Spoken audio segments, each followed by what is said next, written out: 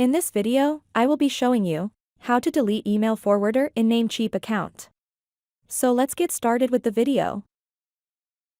First, you need to log into Namecheap account. And next, you need to click Hosting List tab on the left side of the screen. And again, click this cPanel button to enter the cPanel settings page.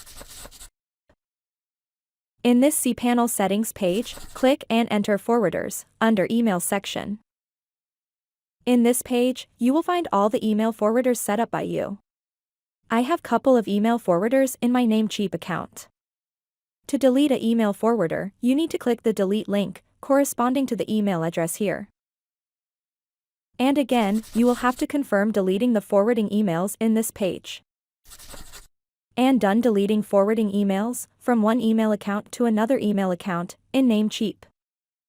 With this, we have come to the end of this video. Please subscribe to my channel and click the bell icon to get updates when we add more content.